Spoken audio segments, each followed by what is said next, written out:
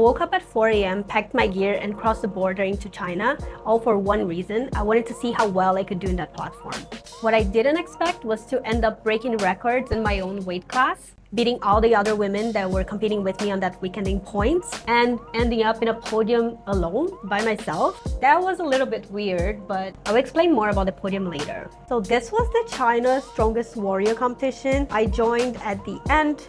And in this video, I'm going to talk a little bit about the behind the scenes, how I prepared for it, how I was there on the day. Honestly, this was one of the coolest competitions I've ever competed. For like the athlete, we received a lot of support. Even though the ending for the women, I don't believe it was very fair. You know, we told them that we did not agree. We'd never seen something like that before. So it wasn't really fair for the women, but I'll explain the point situation at the end. Even though I won on that day, I still don't agree with what they did. But besides that, it was really good for the athletes. We even received athlete insurance for that weekend, just in case something happened. You know, and the competition is like everyone is pushing a lot, and the risk of injury is very high. So I was actually very impressed that they, like, on the amount that we paid, which wasn't much, was I think like 700 Hong Kong dollars, like less than 100 US dollars. And that was included the participation with like t-shirts. We got 2 t-shirts, like an athlete's kit, like small athlete's kit. Wasn't too big, but I really enjoy having the t-shirts, 2 different colors. Our coach had a t-shirt as well. Also included meal for both days. So I think we had 1 or 2 meals. I think it was 1 meal per day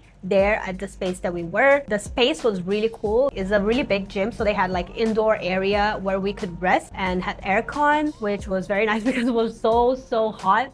And the competition was happening outside. So whether you're into strength sport or you just enjoy watching people push their limits, this video is going to be very interesting for you, and I hope you enjoy it. So let's start with the beginning. I woke up really early. I woke up like 4 a.m.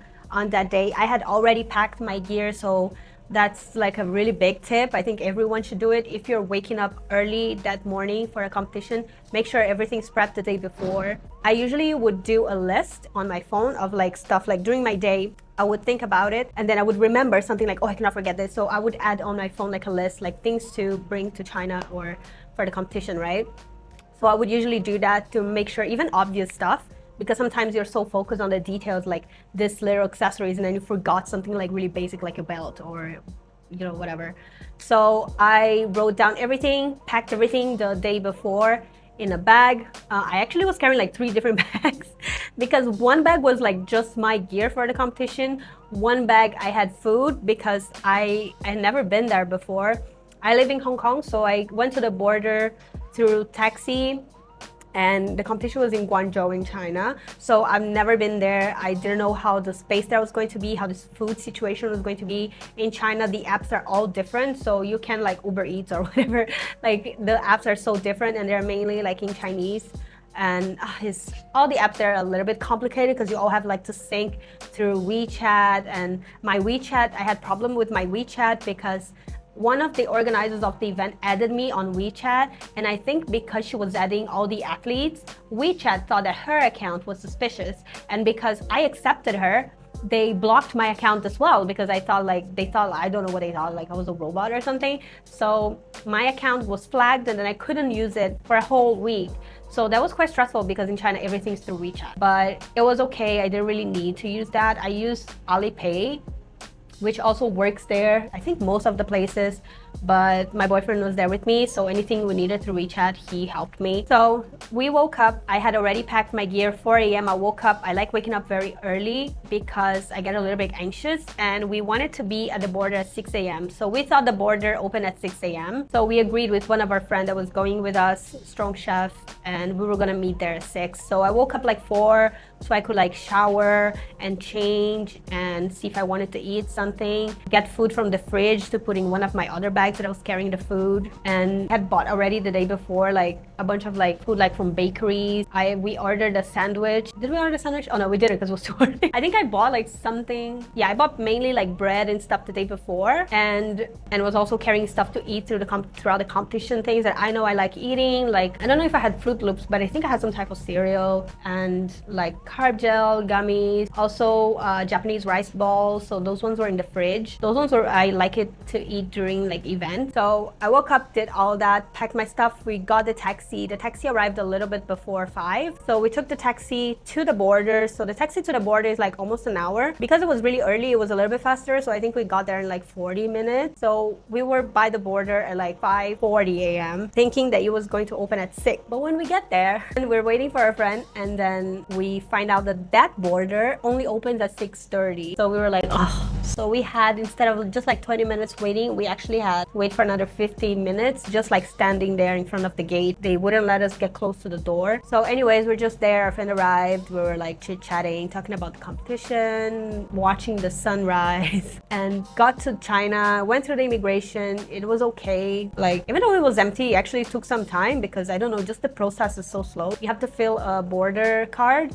and give it to them, but they didn't have the border card, and then we're like trying to find it, and then when you're there going through it, they take so long, like typing everything. But anyway, everything was fine. We went in, and then from that border, our friend ordered a taxi in China through their app called Didi. So you can use Didi and you can pay with WeChat, I think maybe Alipay as well, not sure. And they just ordered, just like their Uber in China called Didi. So we just ordered, he ordered like an extra large car so we could like chill. I tried to take a nap in the back because the ride to Guangzhou, from Shenzhen to Guangzhou, it was another an hour. We thought it was going to be an hour and a half, but it ended up being like an hour 10. So it was also like faster than we were expecting. So when we got there, we did a check-in. We got to see a little bit of the gym. There was, in this competition, it was really cool as well because they brought like very like famous and strongman legends, because that competition was going to be a qualifier for the championship, which is in December. And the championship, the top 3, like the podium people that get to the podium, will be qualified for Magnus Strongman competition, which is, I think, in the US. So that is really, really cool. Like, that's the only reason why I'm considering maybe doing December comp.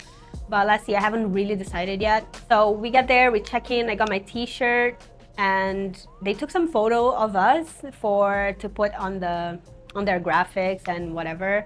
I didn't receive those photos. I wish I had. And they had a lot of like video crew there filming everything. So the first event, I was very nervous because I was on the lightest weight class. In total, I think we were just 5 women. So I ended up alone in my weight class because one of the girls dropped out and the other girl, she went up to the heavier weight class. So I ended up alone in my weight class, and then my weight class was under 64, and then the next would be under 73, I think, or 72. So in that category, there was 2 girls, I think. And then the other weight category was another 2 or 3. I think there was 6 girls total. I'm not sure now. But anyways, because I was in the lightest weight class, I was always being the first person to go.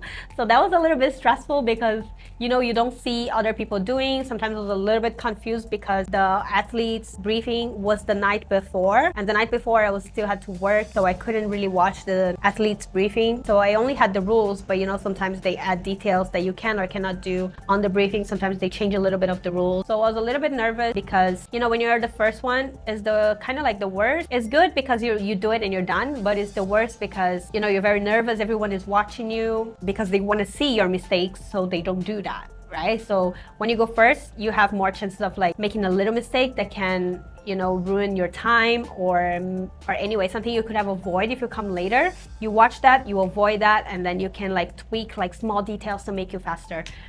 So the first event was the sandbag over bar and then the power stairs. I was very happy with the power stairs. They felt much better than at the gym because the whatever cylinder thing that they made us carry was like smaller. So it was easy for me because I have short legs, and it felt pretty okay. I didn't struggle at all with that. The sandbag was also good, but the sandbag, they did change a little bit. So in the beginning, they announced as the bar was going to be 1.6 meters, but thank God, because that's taller than me. Like, I'm 157, so I would have to like load a sandbag higher than my own head. So basically have to like push press it or like overhead press anyway, like sandbag. So thank God they changed to 1.3, so that was much easier. I chose to throw the sandbag on my shoulder and then throw it because I'm a little bit short. So if I had to extend on every rep, I felt like it would make me a little bit tired. And if I get a little bit tired, I wouldn't be able to reach as high. So that would like make me waste my time. Even though it would take me like a couple of seconds more to put it on my shoulder, I ended up being able to do it like very quickly and didn't really mess up on anything. I almost messed up on the last one, but it was okay, I saved it. And then when it's on your shoulder, it's much easier for you to just throw it over. That was my plan when I watched and I saw that. Ian was the one that had the idea to put it on my shoulder, because when I was training at the gym, I was actually really struggling with the height and with the sandbag. Really struggling even to put on my shoulder. But when you're there on the competition day, you're like fresher. I didn't really train on the days, couple of days before, so you're more rested, you're fresh. You also have the adrenaline because you're so nervous and you're like, I have to go. So that helps you to lift more weight in a faster, better way. For the power stairs, I would just say for me it wasn't really a problem. I was scared because I have short arms and short legs, but the platforms were like really good height for me. They were a little bit like slippery, so it was easy to just push the cylinder forward. And the thing that I only had to like be very careful is like the last step, the cylinder has to be all the way in to the platform. It cannot be like coming out, otherwise they won't count your time. You have to push it and then release your hands. So when you release your hands, they stop the clock. So that one I did pretty good. I think I was second or third place in that one. Some of the other girls are really strong. They did a little bit better than me, like a second or two. Yeah, it was like really tight. Then on the second, the competition was a 2-day competition, so we had 3 events, then 3 events, so 6 events total. Second event we had was the log. We had the log ladder press, overhead press. So for the log, that was the one that I was most comfortable with because I'm pretty good with the logs, so the weights were not heavy for me. But the problem when I got there was, first they were covering the logs with towels because it was so hot. And the logs, they all had different shapes and were made of different materials. So the lightest logs, they were very thin and small and made of metal. And then they would get to a medium log, which was made of wood, and then back to another metal log that was bigger. So they all had like different shapes and sizes. So that threw me off a little bit because when I was warming up, I was like, what the hell? Like this one is only 30 kg, but it's so small. I didn't really know how to like clean it to my shoulder. So that threw me off a little bit and I started getting a little bit nervous because my plan was to Viper press the first 3 logs, and then the last log I would push press it because it was quite light. I think it was 30, 40, 50, no, it was something like 35, 40, 45, 50, something like that for my weight class. So the weights were pretty light for me. There was no problem. So, and the person that was judging me was Magnus, and he's very strict with the down signal. So I was a little bit nervous. I almost messed up on my first rep. I put it down right when he said down, so I got away with that one. But then right after that, all the other ones, I made sure I was like waiting and making sure he says the down and then I put it down, because you don't want to waste a rep because you didn't wait for the down. That would be the most stupid thing I could do. But I was just so nervous because again, I was the first one. I was trying to Viper press this very small log, so it was very stressful, but it ended up like being very good. I got to Viper almost all of them, like until the last one I push jerked it. So it was really good and I did a really good time. I think for that one, I got the first place. I was the fastest girl. So I got 10 points for that event. Also, the event points were really weird. I'm not even gonna try to explain to you guys, but they had a whole manual saying like, if you take 10, like up to 30 seconds, then you would get these points. More than 30 seconds, then you'd get just like 5 points and then just 2 points. Like it was a really crazy point situation that they had there. Very hard to calculate. So like even though I did faster than the girls, I could still have the same points as them, you know, because we all finished under 30 seconds, which doesn't really make sense, but the way they were doing the calculations, like through each weight class. Yeah, and then the last event of the first day was a deadlift exo bar, deadlift max with the wheels.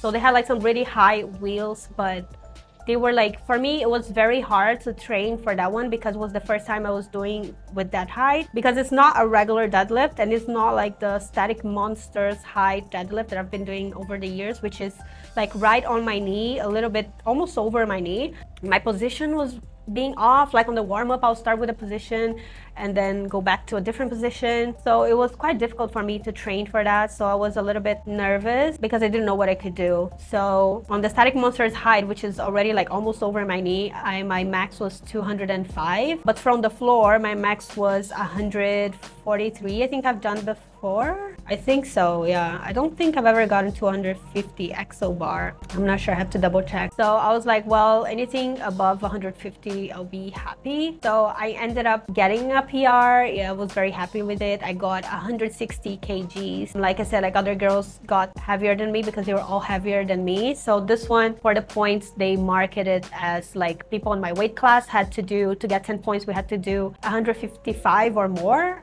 or 160 or more, I'm not sure. So I think I opened like 145, I don't remember exactly, but like something like 145, 152, and then 160. It was something like that, or 145, 155, and 160. I'm not sure, I don't remember exactly.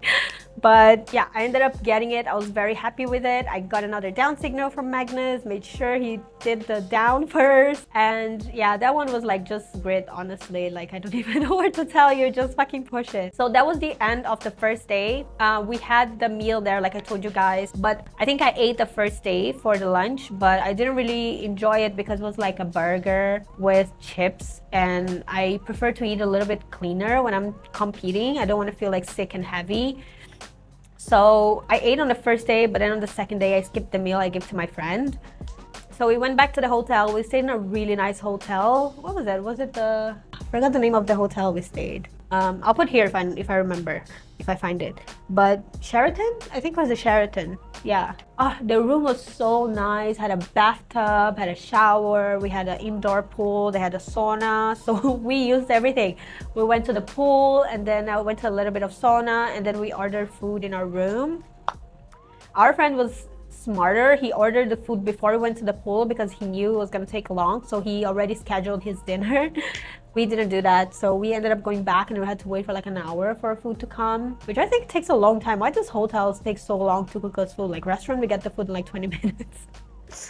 But yeah, the food was okay. It wasn't amazing. Yeah, I didn't really love anything specific. Like I had like a lamb curry kind of dish. That one was nice, but it wasn't very big. And then we had other stuff. I didn't really love it, so it was all right. But the bedroom was so nice. I was like so jealous because the price was really good, especially compared to Hong Kong. Like here, you would never get a room that big for that amount of money. We paid, I think, 1,200 for a night, Hong Kong dollars. And here in Hong Kong, that room would cost us at least 3,000-4,000 for a night. Honestly, like at least. So yeah, we rested, woke up the next morning. We had breakfast included, which was really nice. So I ate a lot on the breakfast.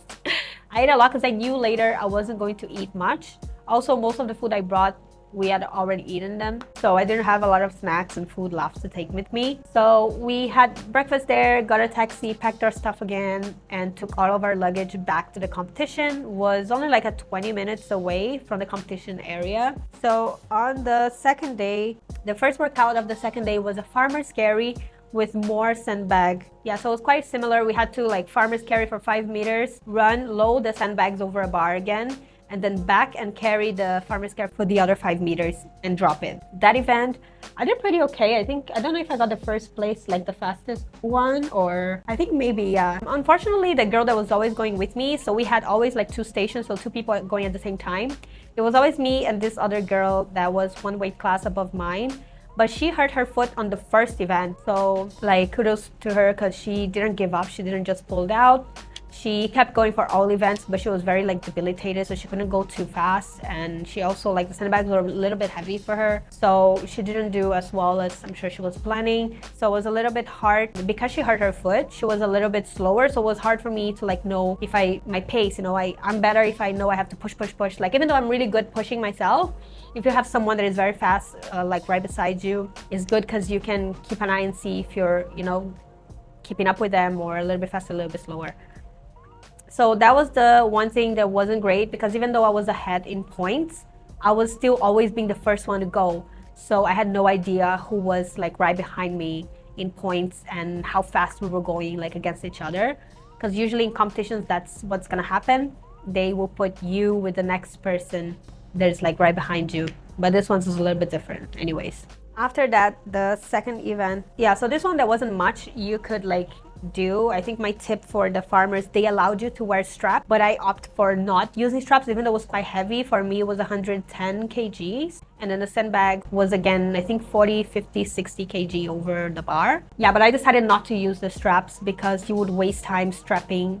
And then if it's like a figure 8, you have to unstrap before you run and then strap again.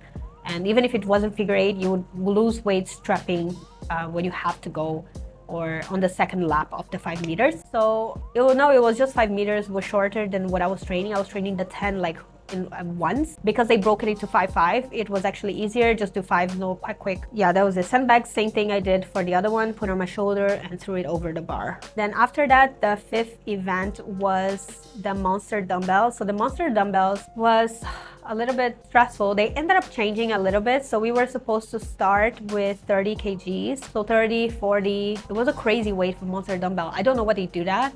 Like the log was only up to 50 for me, I think. And the monster dumbbell, which is only one arm, it went up to, I think, 60. I think it was like a 30, 40, 50, 60 ladder. So I was like, what the hell? I'd rather do a 60 kg log than a 60 kg monster dumbbell. So that one was very tricky to train because it was actually not a monster dumbbell. It was a circus dumbbell, which is like, it's round at both ends. So both ends are round. And the one we have at the gym, I was training first with like regular dumbbells, which I should have done was training just with regular dumbbells, adding a thick grip to the grip of the dumbbell, because I think that would be a bit more similar to the circus dumbbell. But what I ended up training was first starting with the regular dumbbell with the thick grip added. And then as soon as I got to 30 kg, I would move to the monster dumbbell that we have at the gym. But the monster dumbbell we have at the gym, you can load plates inside it. So it's like a boxier square, which is really different, feels really different and much bigger than the circus dumbbell, which is round. So it was very tricky for me on a competition day to load to my shoulder because I was used to the monster dumbbell, and then very hard to push as well. The lucky we got was they changed all women's weight. We would all start 10 kg lighter than what they said, because they realized we were doing, some of the girls were doing the same weight as the lighter weight class for the men. So they changed. So I actually started with 20, 30. So my record with the monster dumbbell is 37 at the gym. So I was really aiming to try to get to 40, but I didn't. I was a little bit scared. I tried a few times, I think, but it's quite tricky when you're doing by yourself.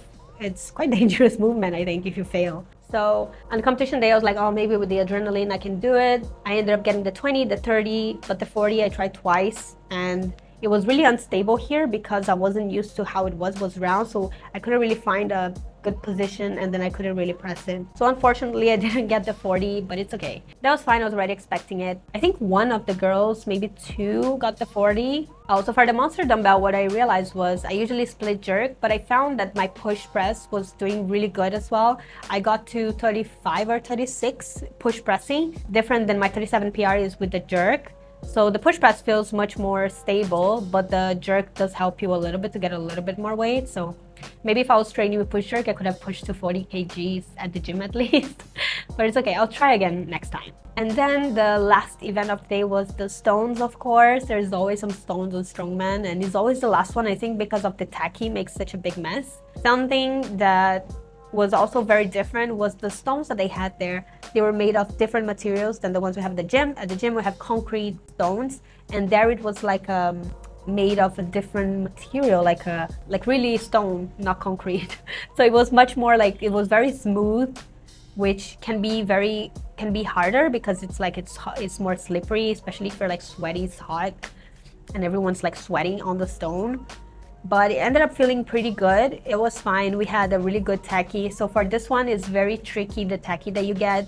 There were like a lot of problems before, like with my strong chef. He had a lot of problems in competitions where it was too hot and then the tacky would just melt and not stick at all. So they would try to lift the stone and the tacky would just like honey, like just drip down and would be terrible. So he has a very good tacky that works for a hotter and more humid environment. So I used his tacky to do the stones. And another tricky thing was the stones were quite small, smaller than the ones we have at the gym, like way smaller. I think because they were made of stone, so they were heavier, like the material is heavier, so they are smaller. So I started with 40, 50, 60, 70, 80. Yeah, I think it was like 40, 50, 60, 70, 80. I think it was 5 stones. I ended up with the 80 kg stones. I managed to do one motion of 40, 50, and 60. I think the 70 and 80, I had to do like 2 motions, but it was very fast. I didn't really do like, I lifted, lapped it, and then I think I moved just one arm and then just put it on the platform. And the platform would get a little bit lower the heavier the stone was. So the 40 kg was like much higher, but it was still okay. I still managed because the weight is lighter.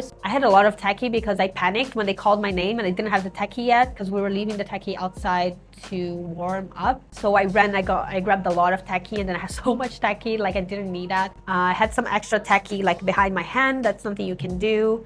But honestly, only do it if you're like failing to grab the stone, because you don't want to waste time. So I was planning trying not to use that, because I know I can do the 85 kg stone at the gym even without tacky. But the tacky will help you to be faster, so you don't have to like grab the stone so hard, and also because they're gonna be very tired from doing like other 4 lifts. So I was trying to use my hand, like not use my forearms, because I had tacky on my forearms as well. For the light stones, I was just doing hand, and then from the 70 I grabbed more with my forearms, so it would help me with like fresh tacky to lift the stone. So that one, I think I got first place as well. And on the days the points were very confusing, sometimes they would show us on the screen, so we weren't really sure. Ian was taking care of that. He was like writing down our times and our points and trying to keep up with the other people on our weight class. For me, he had to keep up with all the other girls, and for a chef, he had to keep up with like a few of the guys that he knew were like stronger, were doing better, so my friend could try to get to the podium. And then that was it. That was the end of the competition. Now about the point situation of the girls, they decided, because we didn't have 4 or more girls per weight class, they decided not to do weight classes, which was very unfair in many ways. They should have done, actually I think they should have done an overall podium for the women, because at the end we were still there, like at least 5 women there competing. We spent our money, our time. I took days off from work. I didn't take clients, spend on hotels and a trip. We spent so much, and then we ended up being the only ones that didn't have a podium. That's why I ended up alone on the podium. I'll explain why. But we ended up women with no podium for overall. I won by, I think it was 50 points. I'm gonna put the points charts here. So we ended up with no overall podium, which was really unfair. At the podium time, everyone was like very confused, looking at each other and like not understanding what was going on. And then we ended up with no prize money. Like we didn't get any money, when all of the men in all of their weight classes got money for first place. I don't know if second place also got money, but like we still invested a lot to go there, especially like there were people like from India, people from like Russia. So like for me it wasn't too bad, because I live very close, but I still like spent a lot, and I don't think it was fair that they took that from the women just because we didn't have enough. Like it's not the athletes' responsibility to like market and try to bring more people to the competition. Like it's not my fault that there wasn't like 10 women competing. And at the end, because they don't give any prize anything to the women, it's one more reason why women wouldn't want to sign up for that competition. Like, oh, why am I going to sign up if we're the only ones, like this is the only competition that won't even give us a podium, right? The girls only got participation medals. I was the only one in the podium, because on the history of my weight class I got 3rd place overall. So I was the 3rd person with the most points, which is also not fair, because they're comparing this event, these 2-day competition event, with other competitions that had like different weights for the log, for the stones, for the deadlift. So of course in some events they could be faster than me, because maybe it was lighter than what I was doing on that day. Usually they make the competition harder and harder. So maybe like last year the log was lighter than this year, and the stone was lighter than this year, so they did it faster than me. So it's not fair to compare this weekend. And also like maybe before they had just 1-day competition, it's just not fair. So it ended up that I was the only one that managed to get a podium on my weight class. They said I broke a lot of records of my weight class, but they also didn't tell me like which records. Like I don't know. I don't know what I broke, what was the weight, what was the points, what was the time that I did. I don't know. They didn't tell me. So the only thing that they told me is that I broke records and I got the 3rd place. So I had a podium by myself on the 3rd place, with 2nd and 1st place empty, and took a photo. Like my prize was just I think a perfume, and I got a certificate that I framed it and it's in my house. Ian told me to put here on the studio, but I don't think, like, no, that's weird. Yeah, so that was definitely not fair. When they called the women, they were like, oh, let's start with the women, and then they called me on the 3rd place, and then they skipped to the men. So all the other women, they didn't even get enough points to get a podium on their weight class. So I'm like, that's not fair at all. And then he said that all the women that were competing there are invited for the finals in December. And what that means is that they're gonna pay for everything for us, for accommodation. We don't have to pay to participate. But I'm like, are you really? I'm supposed to have a prize money, but then now we found out that he said there's no prize money for women because they don't have enough women yet. But maybe if we have enough women. So like, it's very like, even though it was a really nice competition, I really liked the people were nice, the judges were really good. You know, the location was really, everything was so nice, but this point situation just for the women, I don't think is fair. And I'm like, I'm not gonna waste my time, my money, especially in December. It's a really busy time for me for my work. I'm not gonna be spending time and money to go there for like him to change the rules and not give anything to the women. It's very like disappointing, and like it does the opposite. Like you're punishing the women for not having enough women instead of like awarding the women for like showing up and coming and like, you know, trying to like give a motivation for more women to come. He's doing the opposite. So the price for December was pretty high, and then he said it was like 30,000 Hong Kong dollars, something like that, which was crazy. And then the men get prizes from like all the way down to 10th place, but then the women won't get any prize. Like, even if I win, is there even a podium for the women this time? Like, are you giving us anything? So yeah, that's the only down thing. Like, you're never gonna help make the sport grow on the women category if you don't make it fair for the women that are taking time and money and spending to go there. So that was it. If you guys want more things, like more videos like this, I can make. I'm prepping now for my Olympic weightlifting competition in December as well. Probably very close to the finals. I haven't decided if I'll do the finals or not. I'm now also thinking about Strongman competition in Brazil end of January. I'm trying to convince Ian if he wants to go with me, then I might do that one. But yeah, if YouTube thinks you might like this other video, let me know what you guys want me to do next. Leave a comment, like my video, and I'll see you on the next one. Bye! My name is Monica Brazil. I'm from Brazil. I didn't know what to expect because I didn't know how many girls were doing it. But I was hoping maybe I could get something on the podium, so let's see.